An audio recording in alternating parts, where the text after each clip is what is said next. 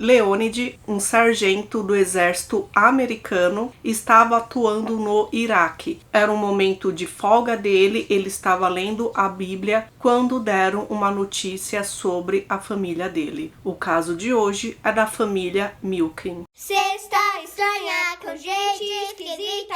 Olá, meus queridos estranhos e estranhas, tudo bem com vocês? Sejam muito bem-vindos aqui ao canal, sendo a primeira vez de vocês ou sendo a segunda, terceira, 50ª, sei lá. Se você é de casa, puxa aí o sofazinho e senta, ou continua fazendo o que você está fazendo, eu vou te acompanhar aí durante alguns minutos. Recapitulando, né, que eu conto casos estranhos, normalmente criminais, algumas vezes por semana. Eu me chamo Thaís Rory. O caso de hoje é um dos casos que eu acho mais chocante, porque é aquele caso que é pra gente estar na nossa casa, com a nossa família, feliz, sendo que na nossa casa a gente tem aquela sensação de proteção, né? E aí, infelizmente, essa história deu errado.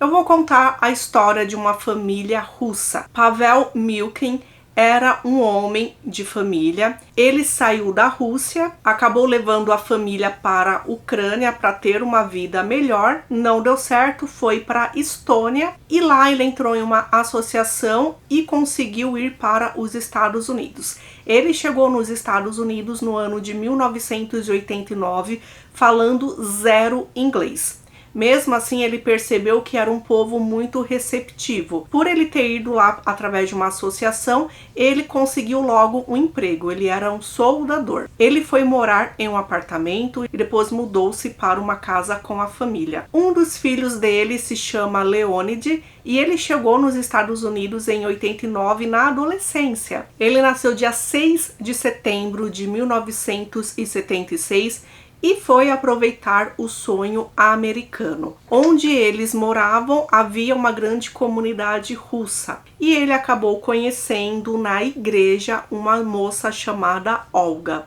Leonidovna Botivina. Nasceu dia 22 de julho de 1977 e ela teve uma vida assim bem parecida com a vida do Leonid, porque a mãe dela saiu também da Rússia e foi para os Estados Unidos para conseguir uma vida melhor junto com as filhas. Era uma mãe e 5 filhas. A mãe se chama Luba e ela conseguiu um emprego no setor fiscal de uma empresa. Olga e Leonid acabaram se conhecendo logo quando terminaram ali o ensino médio. Eles se conheceram através da igreja que os dois frequentavam, que a família de ambos frequentava. Leonid sempre foi muito tímido, fechado, quieto, e Olga era o oposto. Era espalhafatosa, conversava com todo mundo, queria ser amiga de todo mundo, e nessa história de os opostos se atraem, eles acabaram se atraindo realmente e casaram quando ele tinha 21 anos de idade e ela 20 anos. O casamento aconteceu dia 24 de janeiro de 1998. Dentre essas irmãs da Olga, ela tinha uma irmã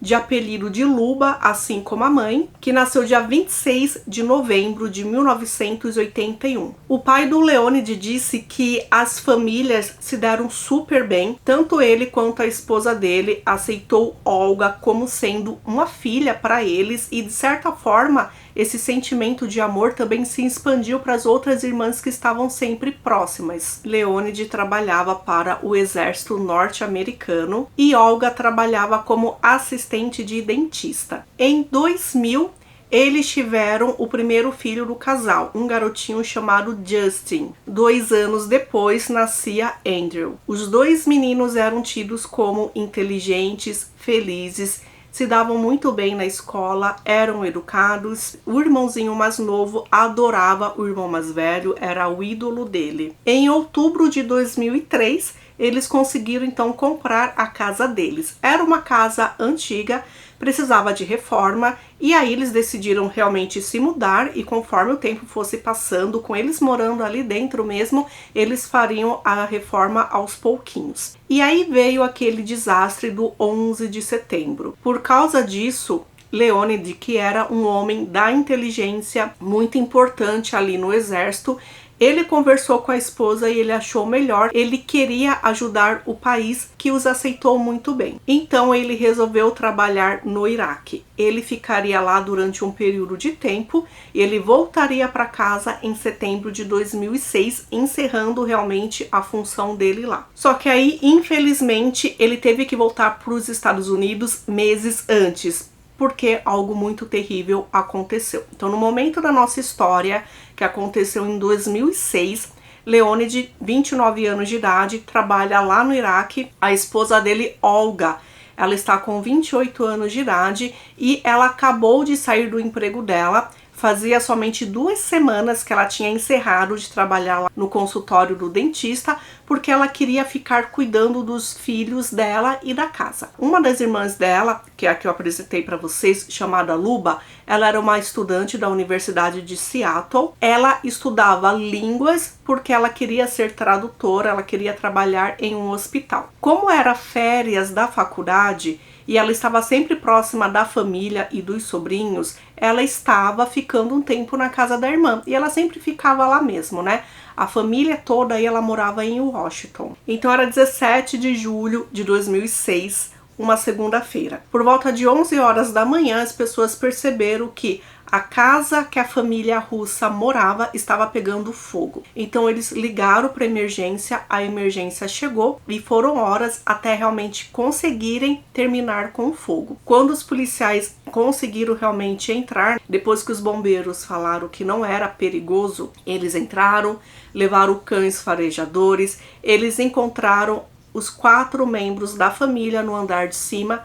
Então tanto Olga, tanto Luba estavam no quarto do casal e os 2 meninos estavam no corredor ali próximo. Eles acharam estranho que ninguém tinha conseguido fugir. Eram 2 mulheres adultas que estavam ali dentro. Como ninguém tentou fugir ou ninguém tentou ligar para a emergência. Eles estavam, claro, com os corpos queimados e quando foram para o médico legista avaliar, em primeiro momento você acreditava que eles tinham falecido por causa realmente do incêndio, só que não tinha fumaça no pulmão de nenhum deles, ou seja, eles morreram antes do incêndio. Todos eles tinham recebido golpes de faca no rosto, no torso e os 2 meninos tinham levado na garganta. E outras coisas também, perceberam que dentro da casa o que ocasionou o fogo não foi nenhuma fiação, não foi nada errado assim que da reforma que eles fizeram, como sugeriram ali no início. Não,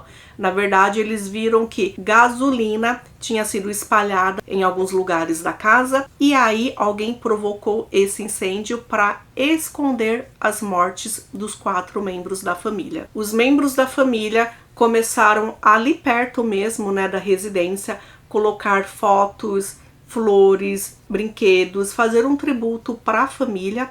E as outras pessoas também acabaram indo lá, fazendo a mesma coisa, tornando aquilo um memorial. Leonid, que estava então trabalhando lá no Iraque, ele estava em uma pausa do trabalho, lendo a Bíblia, quando um soldado entrou e disse que ele estava sendo chamado porque tinham uma notícia para dar da família dele. Então assim, ele imaginou que alguma coisa errada tinha acontecido, só que ele nunca imaginou que ele ia saber da morte da família dele. Então ele foi para os Estados Unidos, o enterro da família aconteceu no dia 23 de julho, foi muito triste realmente quando levaram ele até a casa dele, viram que estava tudo queimado. Os policiais também, eles acabaram pegando peças importantes, né, para eles fazerem ali a investigação. E eles acabaram encontrando uma luva de látex, acabaram encontrando também uma faca de caça. 2.000 pessoas participaram do serviço fúnebre da família. Motociclistas fizeram uma passeata em homenagem. Foi o cortejo fúnebre, gente, maior de toda a cidade de Kirkland. Porém, antes mesmo da família ser enterrada, os investigadores estavam trabalhando, né? Claro que tudo aquilo era muito suspeito, não poderia ter sido o marido, né, gente? O marido estava, enfim, no Iraque trabalhando. Eles começaram a interrogar então os vizinhos. Alguns vizinhos disseram que viram um homem com cerca de 20 anos andando ali em volta da casa da família, e em um momento ele estava inclusive com um galão, e esse galão poderia ter sim gasolina dentro. E esse homem, gente, era o vizinho deles, um homem chamado Conner. Ele se mudou para o prédio da frente há somente 2 semanas. A princípio, a polícia não o encontrou, porém descobriram onde ele trabalhava, foram até o trabalho dele. Ele trabalhava em um complexo empresarial que tinha alguns escritórios, lojas, restaurantes, e ele era um faz-tudo, precisava arrumar alguma coisa, ele fazia. O empregador dele não tinha nenhuma reclamação dele, achava ele um cara muito legal, então ele era assim solícito ali com todo mundo. Antes de ser vizinho da família russa, ele morava em uma instituição para usuários de drogas.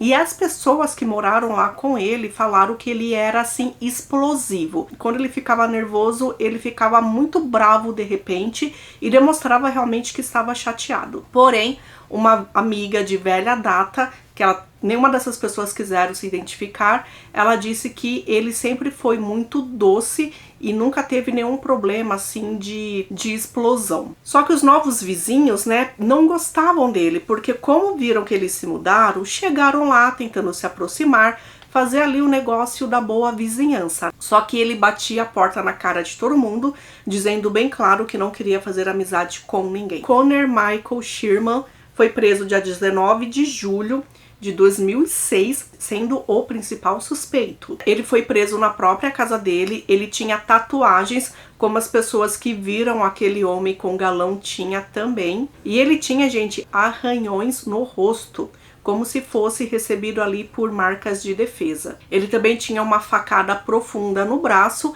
Ele disse que no dia anterior ele viu acontecendo uma briga numa loja de conveniência e aí acabou tentando proteger uma das pessoas e acabou recebendo essa facada. O que acontece? Os policiais então tiveram acesso a essas câmeras e viram que não aconteceu nada disso que ele disse. Encontraram na casa dele um tênis de corrida, e esse tênis, além de ter sangue nele, estava também molhado com cheiro de gasolina. E as marcas que a sola do sapato fazia batia com as marcas que foram encontradas ali ao redor da casa. Ele foi levado para interrogatório, ele disse que não teve nada a ver com isso, só que ele disse depois que ele bebeu 3 garrafas de vodka. Sério, gente, 3 garrafas de vodka, bebeu sozinho.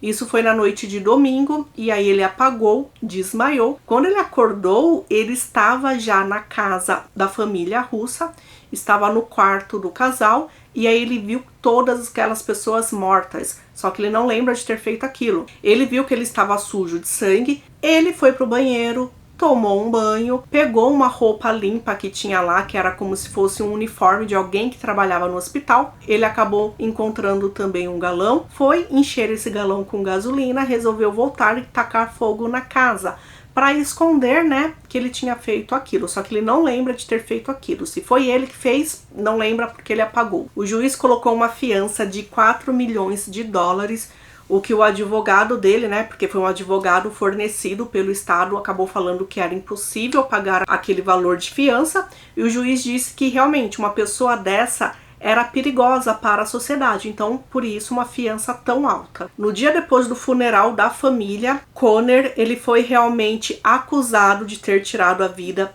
de toda a família. E o juiz aumentou a fiança para 20 milhões de dólares. Lá em Washington, existia também a pena de morte. Então, como era um caso muito grave, ele tirou a vida de 4 pessoas, dentre elas 2 crianças, e ainda voltou para incendiar, foi um crime tão grave que sim, ele poderia receber a pena de morte. Conner não quis fazer nenhum acordo, ele disse que ele era inocente, então por causa disso haveria sim o julgamento. Gente, como é um julgamento assim importante, difícil, trabalhoso, que iriam pedir a pena de morte, demorou muito para acontecer. Dia 20 de janeiro de 2010 iniciou o julgamento. Então o promotor disse as provas que eles encontraram para realmente terem certeza que Conner era o responsável por aquilo. Então ele disse que Conner foi até a casa portando luvas, uma lanterna, 2 facas e uma machadinha. Disse que ele invadiu a casa pelas primeiras horas da manhã e aí ele acabou fazendo aquilo com as mulheres e também com as crianças. Ele golpeou todos eles com faca. Dentro da casa, os investigadores conseguiram coletar vários itens com DNA e todos esses itens deram positivo para o DNA do Conner. E gente, lembra que encontraram na casa dele um sapato que estava sujo de sangue e molhado de gasolina? Aquele sangue que estava lá era de uma das vítimas e a corrente que ele usava também tinha sangue que era de uma das vítimas. Ou seja,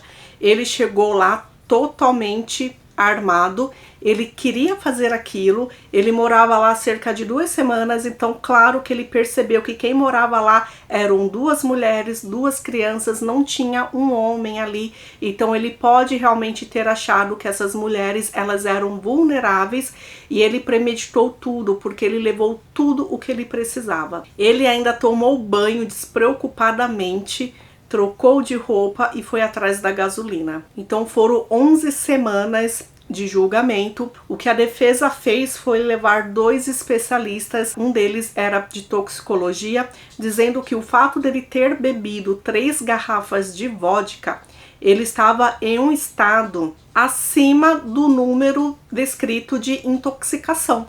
E aquilo, sim, poderia ter feito com que ele não lembrasse de nada que ele fez. O que a defesa também disse foi que Conner não fez aquilo, outra pessoa poderia ter entrado e realizado aqueles crimes, só que como a casa foi incendiada, então as provas que estavam lá, que poderiam inocentá-lo, não existiam mais. Os investigadores acharam o DNA dele ali, né? Então, como assim, né? Então, no dia 12 de abril de 2010, o júri considerou que ele era culpado em primeiro grau, premeditado de ter tirado a vida da família e também de ter cometido o incêndio criminoso. Lendo isso, o juiz deixou bem claro que agora o mesmo júri tinha que definir se ele receberia a prisão perpétua sem direito à condicional ou se ele receberia a pena de morte. Quando chegou o dia da sentença, o advogado dele acabou expondo como ele teve uma infância difícil, que inclusive ele sofreu abuso infantil, ele foi exposto à violência doméstica e tudo isso levou ele ao abuso de álcool e de outras drogas. Ele pediu desculpa à família das vítimas, dizendo que ele é responsável pelo incêndio, porém ele não é responsável para a morte de nenhuma delas. Se aquilo aconteceu, ele não se lembra, então foi involuntário. Em todo o julgamento e também nesse momento que ele tinha que se defender, né, para ele não receber a pena de morte, em nenhum momento ele pediu perdão ou ele pediu desculpas por ter tirado a vida daquelas 4 pessoas inocentes. Ele não pediu desculpa por ter destruído a família do Leonid. Chorando, Conner chegou a dizer o seguinte para o júri: posso não ter o direito de pedir nada de vocês, só que estou pedindo misericórdia. Se não for por mim, então por aqueles que me amam. A mãe dele e a irmã dele também foram pedir clemência para o filho, dizendo que ele era uma pessoa boa, tanto que ele nunca teve nenhuma ficha criminal. Então, assim, ele não tem o aspecto, ele não tem a maldade dentro dele. Então, no dia 5 de maio de 2010, foi definido que a sentença dele seria a pena de morte. Isso aconteceu em 2010. A última pessoa que foi condenada à pena de morte em Washington foi em 1993, um homem chamado Carl Brown. Ele recebeu essa sentença por tirar a vida de uma mulher. E ela tinha apenas 21 anos de idade. Esse homem foi executado alguns meses depois que Conner recebeu a pena. Então, Conner recebeu essa sentença em maio de 2010 e esse homem foi executado por injeção letal em setembro de 2010. Caso vocês queiram que eu traga esse caso, comentem aqui que eu pesquiso e trago para vocês. Lá nos Estados Unidos depende do estado. Tem estado que existe a pena de morte e tem estado que não existe. Vários estados que tinham essa pena acabaram abolindo, então um ou outro só que acabam executando ainda seus presos. Em 2014, o governador que entrou ali para o estado, ele aboliu a pena de morte. Ele disse que enquanto ele estivesse ali sendo governador, não existiria a pena de morte. Então, em 2018, na Suprema Corte, definiram que, mesmo que não exista a pena de morte, a pena mantida de Conner ainda seria a pena de morte. Só que somente 6 meses depois, os 9 membros do Supremo Tribunal do Estado decidiram por unanimidade que a pena de morte de Washington é inválida, porque é imposta de forma arbitrária e racialmente preconceituosa. Como resultado disso, a pena de Conner e de outros 7 homens que estavam no corredor da morte foram mudadas. Ou seja, não existe mais a pena de morte lá, nem para novos crimes, nem para antigos. Então agora a pena dele é prisão perpétua sem direito a condicional. Leonid, ele acabou dizendo depois do tribunal que ele estava aliviado porque aquele dia finalmente tinha chegado, que Conner era um ladrão, que ele entrou na casa dele, roubou a família dele, acabou com todos os sonhos dele, ele ainda estava tentando reconstruir a casa e que ele nunca vai esquecer a família dele. Então, por isso, ele não sabe se um dia vai perdoar Conner ou não.